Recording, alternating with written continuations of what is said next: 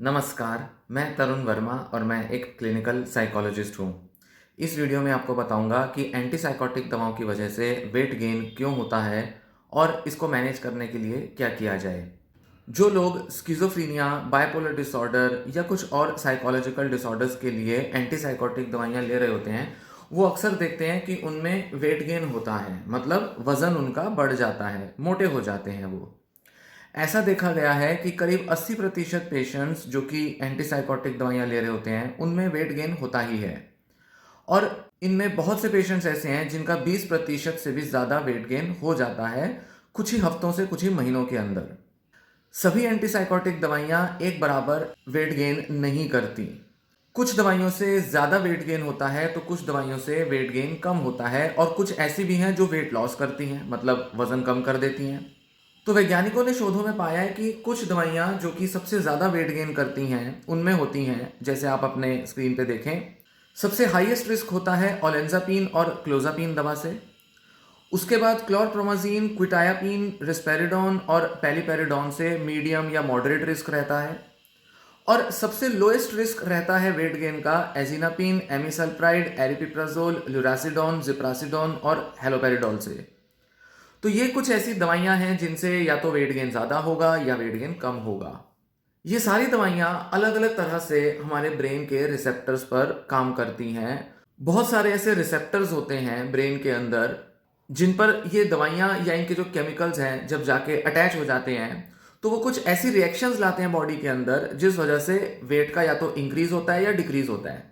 इन antipsychotic दवाओं के काम करने में बहुत से रिसेप्टर्स इन्वॉल्व होते हैं, पर जो रिसेप्टर्स सबसे ज़्यादा वेट गेन करने के लिए रिस्पॉन्सिबल होते हैं, उनमें होते हैं पहली कैटेगरी के रिसेप्टर्स सेरोटोनर्जिक रिसेप्टर्स, मतलब सेरोटोनिन वाले, जिनमें आते हैं 5-HT2A, 5-HT2C और 5-HT6। ये वो रिसेप्टर्स हैं जिन पर ये एंटीसाइकोटिक दवाइयाँ जाकर बाइंड कर जाती हैं। नॉर्मली सेरोटोनिन हमारे बॉडी के कई सारे फंक्शंस को कंट्रोल करता है। अब ये जो सेरोटोनिन के जो रिसेप्टर्स होते हैं, ये वेट को मैनेज करने में काम करते हैं अगर ये एक्टिवेटेड रहें, पर एंटीसाइकोटिक दवाइयाँ इन रिसेप्टर्स को ब्लॉक कर देती हैं, जिस वजह से एक पर्सन ज़्यादा खाना खाता है, भूख ज़्यादा लगती है, या जिसे कहते हैं कि सेटाइटी रीच नहीं हो पाती। एक पर्सन को पता नहीं चल पाता कि कब उसे खाना खाना बंद करना है। सेटाइटी अचीव ना होने का मतलब है कि एक पर्सन को पता नहीं चल रहा कि अब उसे भूख लगी भी है या नहीं लगी है। क्योंकि अगर ये रिसेप्टर्स एक्टिवेटेड रहें, काम करते रहें, तो एक पर्सन को सिग्नल पहुंचता है कि अब उसे खाना खाना बंद कर देना चाहिए। पर अगर ये ब्लॉक हो जाएंगे रिसेप्टर्स, तो एक व्यक्ति ज़्यादा खाना खाएगा। ज़्यादातर जो रिसेप्टर्स होते हैं जिन पर एंटीसाइकोटिक दवाइयाँ इम्पैक्ट लाती हैं, वो सेटाइटी के सिग्नल को वीक कर देती हैं, जिस वजह से एक पर्सन खाना ज़्यादा खाता है। इसी तरह से हिस्टामिन के रिसेप्टर्स होते हैं जिन्हें H1 रिसेप्टर कहते हैं, ये भी वेट गेन के लिए रिस्पॉन्सिबल होते हैं। एंटीसाइकोटिक दवाइयाँ हिस्टामिन के रिसेप्टर्स को ब्लॉक कर देती हैं। तीसरे टाइप के रिसेप्टर्स होते हैं D2 या D3 रिसेप्टर्स, इनकी भी ब्लॉकेज की वजह से सेटाइटी नहीं हो पाती और वेट इंक्रीज होता है। तो एक तो ये मैकेनिज्म्स है जिससे कि एक पर्सन को पता नहीं चल पाता कि उसे कितना खाना है और वो ज़्यादा खाता रहता है, जिस वजह से वेट गेन होता है।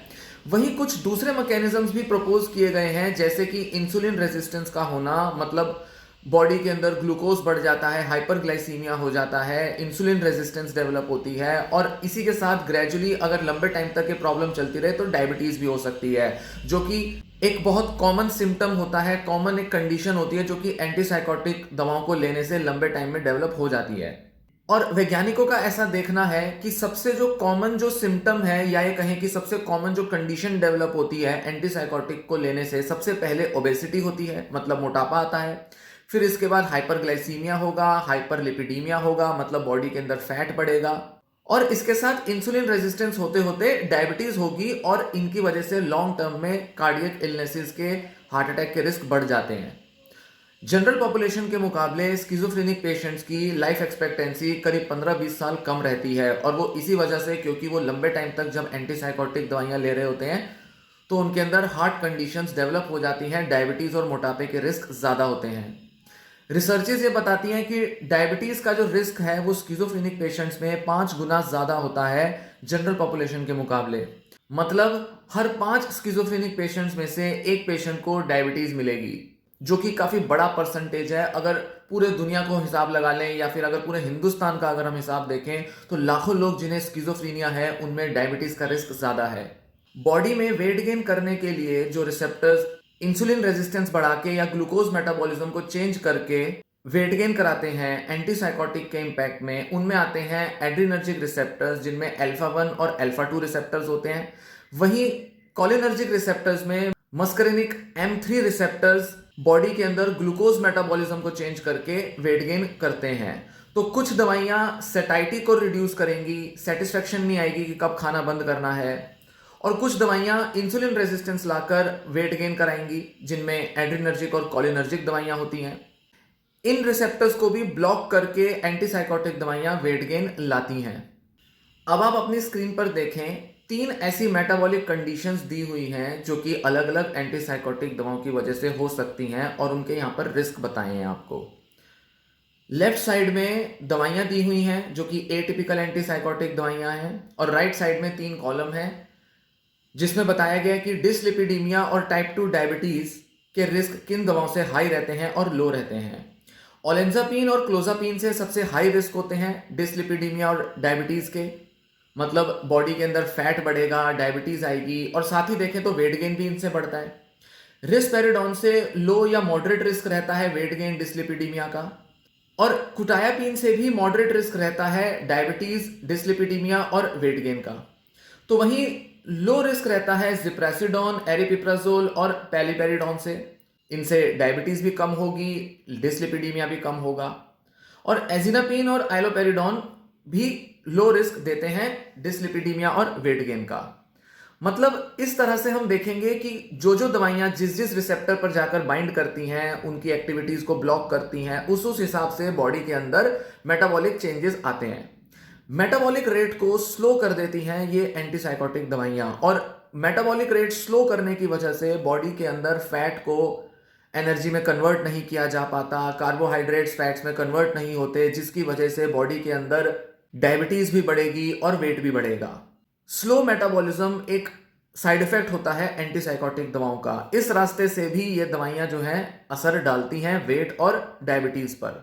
एक और प्रोपोज्ड कारण है जिसकी वजह से वेट गेन हो सकता है, और वो होता है थर्मोजेनेसिस में कमी आना। बॉडी के अंदर ब्राउन एडिपोज टिश्यू होते हैं जो कि बॉडी के टेम्परेचर को चेंज करने में, रेगुलेट करने में रिस्पॉन्सिबल होते हैं जब भी कोई कोल्ड कंडीशंस में एक पर्सन एक्सपोज होता है। मतलब जब बहुत ज़्यादा सर्दी होगी तो बॉडी के अंदर ब्राउन फैट टिश्यूज, या जिसे कहें brown adipose tissues, heat generate करते हैं जिससे कि बॉडी का इंटरनल टेम्परेचर रेगुलेट हो पाए। तो ये एडेप्टिव थर्मोजेनेसिस का काम होता है, मतलब ये गर्मी पैदा करते हैं शरीर में। इन टिश्यूज से बेटोकाइंस रिलीज होते हैं जो कि मेटाबॉलिज्म को भी कंट्रोल करते हैं, जैसे कि फैट को बर्न करना, ज्यादा कैलोरीज का यूज करना। ज्यादा कैलोरीज का यूज किया जाएगा तो बॉडी के अंदर ज्यादा एनर्जी, ज्यादा हीट पैदा आएगी। एंटीसाइकोटिक दवाइयां इस टिश्यू पर जाकर इन बेटोकाइंस के प्रोडक्शन को अफेक्ट करती हैं, जिसकी वजह से बॉडी में हीट नहीं आ पाती, और इस वजह से बॉडी का मेटाबॉलिज्म स्लो होता है, हमारे फैट, प्रोटीन्स बर्न नहीं हो पाते, जिसकी वजह से मोटापा आता है। तो थर्मोजेनेसिस हमारे वेट लॉस के लिए जरूरी है। ऐसी दवाइयां या ऐसे कुछ फूड आइटम्स, फूड प्रोडक्ट्स जो कि बॉडी के अंदर हीट पैदा करते हैं, या कोई भी ऐसी एक्टिविटी जिससे बॉडी के अंदर हीट पैदा होती है, वो वेट लॉस में हेल्प करती है। पर क्योंकि ये एंटीसाइकोटिक दवाइयां बेटोकाइंस को लो करती हैं, बॉडी के अंदर हीट पैदा होने को कम करती हैं, इस वजह से बॉडी के अंदर फैट बर्न नहीं हो पाता और एक पर्सन का वेट धीरे धीरे बढ़ता रहता है। बहुत से ऐसे तरीके होते हैं जिससे कि बॉडी के अंदर हीट ज़्यादा जनरेट करके फैट को डिसॉल्व किया जा सकता है, या जिसे कहें वेट लॉस किया जा सकता है। कुछ तो इसके अंदर फार्माकोलॉजिकल एजेंट्स होते हैं, कुछ दवाइयाँ होती हैं जैसे कि मेटफॉर्मिन जैसी दवाइयाँ होती हैं, और इसी के साथ एक्सरसाइज और अच्छी डाइट रखने से भी थर्मोजेनेसिस ज़्यादा होता है, जिससे कि मेटाबॉलिक रेट इंक्रीज होता है और बॉडी के अंदर हीट ज़्यादा जनरेट होती है, और ऐसे में फैट को, कैलोरीज को बर्न करने में मदद मिलती है। प्रोटीन, कार्बोहाइड्रेट बर्न होते हैं जिसकी वजह से ज़्यादा एनर्जी मिलती है, और एक पर्सन जो है वो अपने वेट को मेंटेन कर पाता है। मतलब सीधा कनेक्शन जो है वो ये है कि एंटीसाइकोटिक दवाइयाँ जो लोग ले रहे हैं, वेट तो गेन होगा, डायबिटीज़ के भी रिस्क बढ़ेंगे, तो बेटर ये है कि वेट को लूज़ किया जाए जिससे कि अपने डायबिटीज़ के रिस्क को भी कम किया जाए। ज़्यादा टाइम तक मोटापा रहने की वजह से लिपिड के लेवल बढ़ते हैं, ग्लूकोज के लेवल बढ़ते हैं, इंसुलिन रेजिस्टेंस होती है, डायबिटीज़ आती है और हार्ट अटैक के रिस्क बढ़ते हैं। इसलिए सारा कनेक्शन जो है वो वेट से है। और एक क्लियर एक पाथ भी देखा जा सकता है कि कैसे मोटापा शुरू होगा, धीरे धीरे धीरे उससे हार्ट अटैक के रिस्क बढ़ेंगे। साथ ही बहुत से लोग जिनको कि स्किज़ोफ्रेनिया है वो बहुत सेडेंटरी लाइफस्टाइल जीते हैं, जिसकी वजह से उनमें एक्सरसाइज नहीं होती, फिजिकल एक्टिविटी नहीं करते, वेट इस वजह से भी ज़्यादा बढ़ता है। एक तरफ तो दवाइयाँ वेट बढ़ा रही हैं और दूसरी तरफ लो फिजिकल एक्टिविटी की वजह से भी वेट इंक्रीज होता है, जिससे डायबिटीज़ और हार्ट इलनेसेस के रिस्क बढ़ते हैं। इसलिए कुछ ऐसे तरीके लिए जाने ज़रूरी हैं जिससे कि पेशेंट्स जो कि एंटीसाइकोटिक दवाइयाँ ले रहे हैं वो अपना वेट रिड्यूस करें। अब मैं डिस्कस करूंगा कि क्या ऐसे बैरियर्स होते हैं या क्या ऐसे फैक्टर्स होते हैं जिसकी वजह से वेट इंक्रीज होता है स्किज़ोफ्रेनिक पेशेंट्स में या वो लोग जो एंटीसाइकोटिक दवाइयाँ ले रहे हैं। पहला एक कारण होता है नेगेटिव सिम्टम्स। नेगेटिव सिम्टम्स मतलब जिसके अंदर एक पर्सन में मोटिवेशन नहीं है, सोशलाइज नहीं कर रहा है, इमोशंस की एक्सप्रेशन नहीं कर रहा है, बॉडी के अंदर ज़्यादा मूवमेंट नहीं है, एक्टिविटीज़ में इन्वॉल्व नहीं हो रहा है। ये ऐसे सिम्टम्स होते हैं जो बहुत सारे स्किज़ोफ्रेनिक पेशेंट्स में दिखाई देते हैं। इन सिम्टम्स की वजह से एक पेशेंट जो है वो बहुत ही सेडेंटरी लाइफस्टाइल जीने लगता है। जैसा मैंने बताया कि वो बहुत इनएक्टिव हो जाता है लाइफ में, घर से बाहर नहीं निकलता, सारा दिन बिस्तर पे रहता है, या तो सोशल मीडिया यूज़ करता है या बस आइडल रहता है, कुछ कर नहीं रहा और सोता रहता है। तो ये जो नेगेटिव सिम्टम्स हैं ये कहीं ना कहीं वेट को इंक्रीज करते हैं इनडायरेक्टली, क्योंकि एक पेशेंट जो है वो बहुत ही सेडेंटरी लाइफस्टाइल जीता है। पेशेंट्स में कॉग्निटिव इम्पेयरमेंट होता है, मतलब उनकी मेमोरी लर्निंग एबिलिटीज रिड्यूस हो जाती हैं, आईक्यू लेवल भी रिड्यूस हो जाता है, अटेंशन कंसंट्रेशन रिड्यूस होता है, एग्जीक्यूटिव फंक्शनिंग रिड्यूस होती है, प्लानिंग डिसीजन मेकिंग अफेक्ट होती है और बहुत सारे उनके लैंग्वेज और कॉम्प्रिहेंशन स्किल्स अफेक्ट हो जाते हैं। इन सिम्टम्स की वजह से या इन इम्पेयरमेंट्स की वजह से पेशेंट ज़्यादा कम्युनिकेट नहीं करता, सोशलाइज नहीं करता और वो अपने वेट लॉस के जो प्रोग्राम्स हैं, प्लानिंग्स हैं, उनको एग्जीक्यूट नहीं कर पाता, जिसकी वजह से उसका वेट इंक्रीज होता है। कॉग्निटिव इम्पेयरमेंट बहुत सारे इनडायरेक्ट तरीके से पेशेंट के अंदर वेट इंक्रीज करती हैं। मतलब एक तो पेशेंट अपने किसी डाइट प्रोग्राम को फॉलो नहीं कर पाएगा, एक्सरसाइज को रूटीनली फॉलो नहीं कर पाएगा, दवाइयों को भी छोड़ेगा, लेगा, ओवरडोज करेगा या कुछ ऐसा रिस्क उसमें रहेगा, क्योंकि उसकी जजमेंट एबिलिटी नहीं है, पेशेंट के अंदर इंसाइट नहीं है। इस वजह से पेशेंट जो है वो गलत डिसीजन लेगा और उसके अंदर वेट इंक्रीज के चांस बढ़ जाएंगे। पेशेंट अपना अच्छा बुरा नहीं सोच पाएगा। तो हम सिंपल शब्दों में कहें कि पेशेंट अपना अच्छा बुरा सोचना जब नहीं जानेगा तो वेट इंक्रीज होगा ही। और कई बार पेशेंट वेट इंक्रीज की वजह से डर के या उस साइड इफेक्ट से बहुत ऑक्यूपाइड होके दवाइयां लेनी छोड़ देते हैं, जिसका अगेन नेगेटिव इंपैक्ट अलग से पड़ता है। तीसरा एक इंपैक्ट आता है जिसकी वजह से वेट इंक्रीज होगा, ये इनडायरेक्ट फैक्टर्स हैं। वो होता है एक पर्सन का एम्प्लॉयमेंट और इनकम लेवल।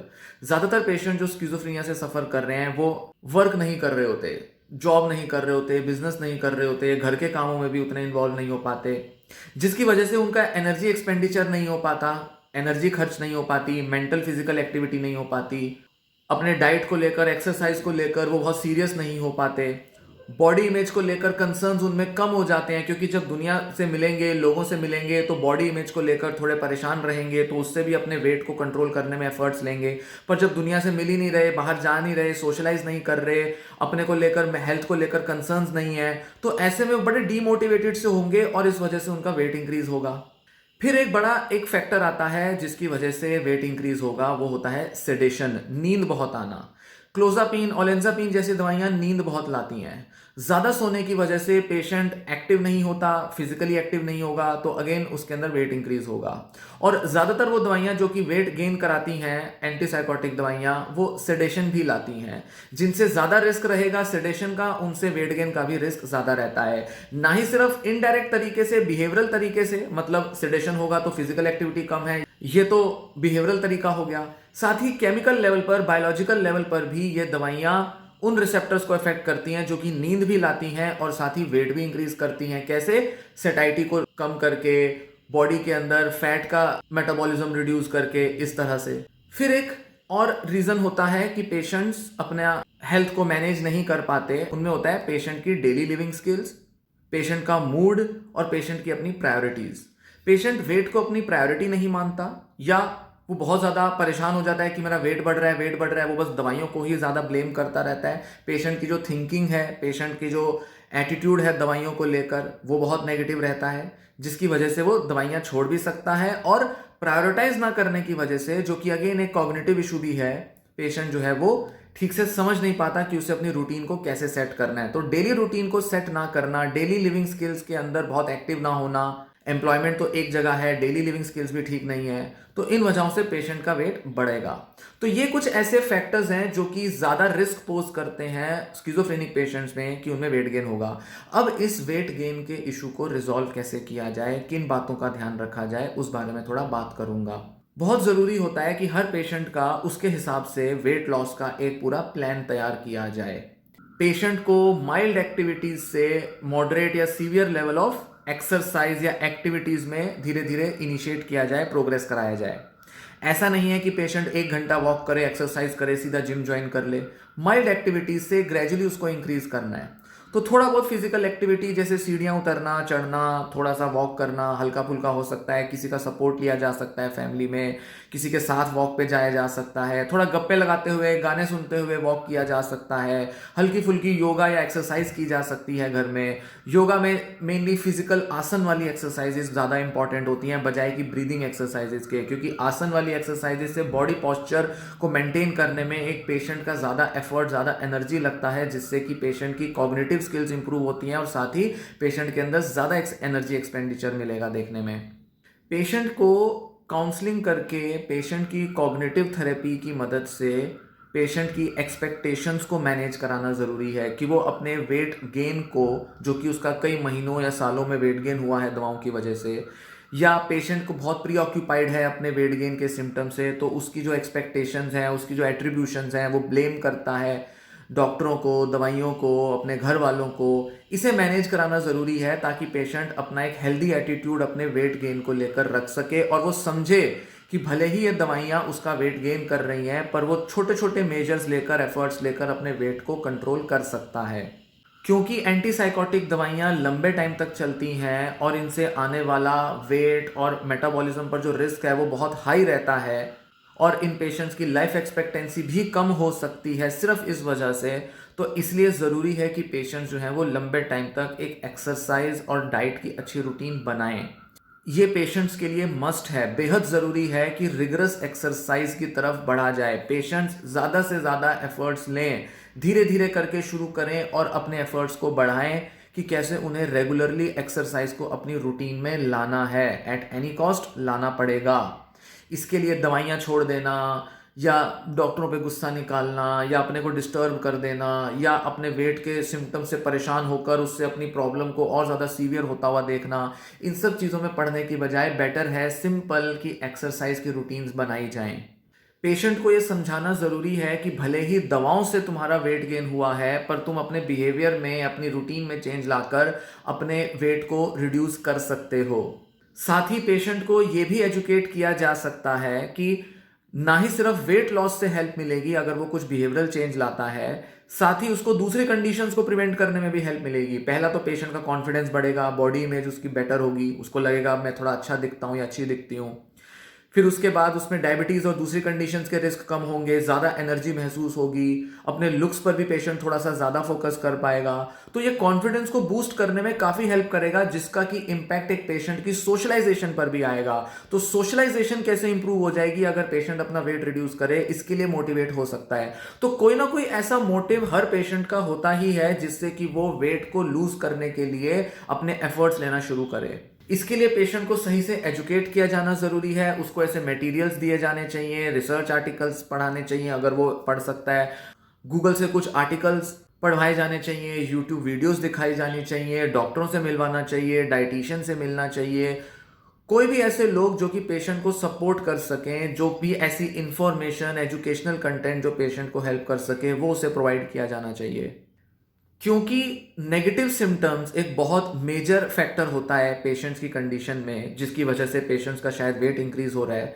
इसलिए पेशेंट्स को बहुत ज़्यादा कोसना नहीं चाहिए कि वो कुछ करता नहीं है, कुछ करती नहीं है, वज़न बढ़ता जा रहा है, ज़रा सा बाहर नहीं घूमने जाता, ये नहीं वो नहीं। इस तरीके से कोसने से पेशेंट की कंडीशन के लिए कोई फ़ायदा नहीं होगा, पेशेंट आपसे और दूर जाता रहेगा। ना बहुत ज़्यादा इन्वॉल्व होना ज़रूरी होता है पेशेंट की लाइफ में, और ना ही बिल्कुल पेशेंट को क्रिटिसाइज़ करना ज़रूरी होता है। ये सारी चीज़ों से पेशेंट इंप्रूव नहीं होते, इसलिए पेशेंट को सपोर्ट देना, उसके साथ एम्पैथेटिक होना बेहद ज़रूरी है। इसलिए पेशेंट को पॉजिटिवली री-इन्फोर्स किया जाए। छोटे-छोटे भी वो अगर एफर्ट्स ले रहा है या ले रही है, उसके लिए उसे एनकरेज कर दिया जाए कि उसने कितना सिग्निफिकेंट एफर्ट लिया है और ये कैसे उसको हेल्प कर रहा है। इसके लिए कॉन्टिन्यूअस मॉनिटरिंग ज़रूरी होती है। डे टू डे लाइफ में मॉनिटरिंग ज़रूरी है, बीएमआई की, बॉडी मास इंडेक्स की, बीपी की, शुगर लेवल्स की, कोलेस्ट्रॉल और लिपिड के लेवल्स की। ये सारी मॉनिटरिंग से भी पेशेंट को मोटिवेट किया जा सकता है। मतलब एक टारगेट रखा जा सकता है कि अगर अभी पेशेंट के लेवल इतने हैं, एक ग्राफ बना के, डेटा रख के किसी भी तरह से ये असेस किया जा सकता है। और अगर पेशेंट एक्सरसाइज करना शुरू करेगा, रेगुलर अगर एक रूटीन फॉलो करेगा, तो कैसे वो 15 दिन, महीने में अपना वेट रिड्यूस कर सकता है और बॉडी के अंदर के जो पैरामीटर्स हैं वो भी चेंज हो सकते हैं। ये सारा एनालिसिस पेशेंट को हेल्प करेगा अपने लिए मोटिवेट होने में, जिसे हम कहते हैं कि एक तरह का बायोफीडबैक तरीका होता है। बायोफीडबैक मतलब जब हम जानते हैं कि इस चीज का हमारे बायोलॉजिकल लेवल पर क्या इफेक्ट पड़ रहा है, तो हम ज्यादा मोटिवेटेड होते हैं। तो बायोफीडबैक काफी हेल्पफुल होती है पेशेंट्स के लिए, जहां वो खुद को ही मॉनिटर करके, मतलब अपने फिजिकल पैरामीटर्स मॉनिटर करके अपने अंदर बिहेवियर चेंज लाते हैं, जिससे कि वो और ज्यादा मोटिवेटेड रहते हैं। फिर सबसे इंपॉर्टेंट आता है यहां पर डाइट। कुछ ऐसी डाइट होती हैं जो पेशेंट्स के वेट लॉस में हेल्प करती हैं, मतलब जो थर्मोजेनेसिस को बढ़ाती हैं। उस डाइट को फॉलो करके ज्यादा इफेक्टिवली पेशेंट्स के वेट को लूज किया जा सकता है, जिसमें सबसे ज्यादा जरूरी होता है कि पेशेंट अपने कार्बोहाइड्रेट का इंटेक कम से कम करे। जितना रिड्यूस किया जा सके कार्बोहाइड्रेट, उतना अच्छा होता है। इसका मतलब ये नहीं बिल्कुल बंद कर दिया जाए। भले ही पेशेंट ग्लूटेन फ्री खाना खाए, भले ही वो लो कार्ब वाली डाइट ले, कीटोजेनिक डाइट ले, जिसमें थोड़ा फैट कंटेंट ज़्यादा हो चलेगा पर कार्बोहाइड्रेट्स कम हो, प्रोटीन्स का इंटेक ज़्यादा से ज़्यादा हो, तो ऐसे में पेशेंट जो है वो एक अच्छी डाइट मेंटेन करके अपने वेट को मेंटेन कर सकता है या उसे लूज कर सकता है। तो वो डाइट जो थर्मोजेनेसिस करती है वो तो वेट को रिड्यूस करेगी, पर बाकी के काफी सारे डाइट जिसमें मिनरल्स, विटामिन बड़े सारे इंक्लूडेड होते हैं और बहुत सारा फैट, कार्बोहाइड्रेट नहीं होता, ये पेशेंट के वेट को बढ़ने से रोकेगा। तो ये सारे छोटे छोटे एफर्ट्स लिए जाने जरूरी हैं। तो ये रही कुछ बेसिक जानकारी कि एंटीसाइकोटिक दवाओं से वेट गेन क्यों होता है, उसको कैसे मैनेज किया जाए, क्या फैक्टर्स होते हैं जो कि वेट गेन को डायरेक्टली या इनडायरेक्टली बढ़ाने के लिए कारण होते हैं, जिनकी वजह से पेशेंट का वेट बढ़ता है, चाहे वो केमिकली बढ़े, चाहे वो पेशेंट के लाइफस्टाइल की वजह से बढ़े, चाहे वो उसके कुछ दूसरे नेगेटिव सिम्टम्स की वजह से बढ़े, कॉग्निटिव इम्पेयरमेंट या किसी भी वजह से पेशेंट की पूरी कंडीशन इस तरह की होती है कि वो उसका वेट बढ़ाने के लिए उसे मजबूर कर देती है, उसे प्रीडिस्पोज कर देती है। मतलब पेशेंट ज़्यादा प्रोन होता है वेट इंक्रीज के लिए। तो इसलिए ज़्यादा ज़रूरी है कि पेशेंट इन सिम्टम्स से ना ही परेशान हो, ना ही गुस्से में आए, फैमिली मेम्बर्स भी परेशान ना हो, बस एक रेगुलर मैनेजमेंट वेट की चलती रहे, यही ज़रूरी है। कुछ दवाओं से या कुछ लाइफस्टाइल चेंजेस से वेट को कम किया जा सकता है, इसलिए दवाइयाँ लेना ना छोड़ें इस वजह से। इस वीडियो में दी गई जानकारी पसंद आई हो, वीडियो लाइक कर लें, वीडियो शेयर कर लें। ऐसी वीडियोस और भी आगे आती रहेंगी, तो चैनल को सब्सक्राइब कर लें। ये वीडियो मैं यहीं समाप्त करता हूँ। धन्यवाद।